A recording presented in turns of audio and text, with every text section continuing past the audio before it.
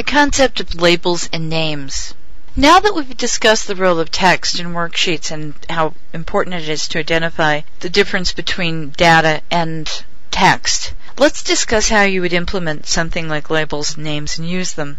Labels can be placed almost anywhere, but they make the most sense at the top of a column, such as here where we have dates, or at the far left of a row, such as here where we've broken down between income and expenses, and then a sub-menu of specific income options here, as well as the various outgo expenses under expenses. But labels will allow you to give them very specific titles. For example, you might not remember later on that the column E in your worksheet is the March figures in your household budget, but by providing a label here that says March 04, it pretty specifically tells you that, so you don't have to juggle around. However, it's important to understand that labels are typed differently than other content. You need to preface the label with an apostrophe or a single quotation mark. For example, here, we're going to click in the cell and pretend we haven't already typed a label here. And we're going to preface what we need to type with what you can consider either an apostrophe or a single quotation mark. See it there.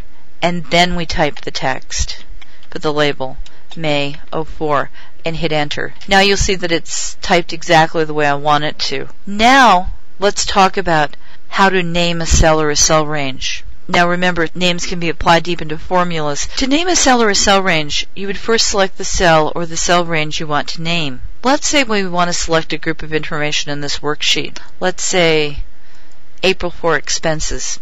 We would select the first cell and then press the Shift key while we select the other adjacent cells until we select all of our range. Here, come to think of it, let's just focus on the income portion. So we want to name the income portion of this range of cells. So we click on the first cell, press and hold our Shift key while we're moving our down arrow, and now we've selected the entire range of income for the month of April. Now we're going to click over in our name box on this line in Excel, and we're going to type a name such as Income April, and now we're going to press enter.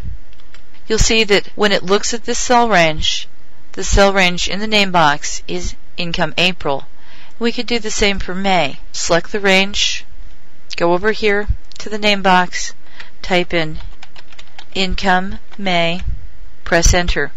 Now when we want to go back and refer to that particular cell range by name, we would just click on the down arrow in the name box and we would select the one we want.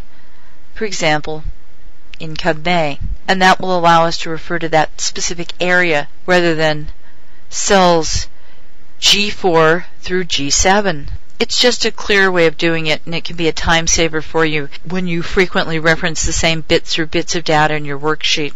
It also makes it a little less likely that you'll make an error. It's easier to generally type text or a name that we can easily identify with than it is a specific cell number.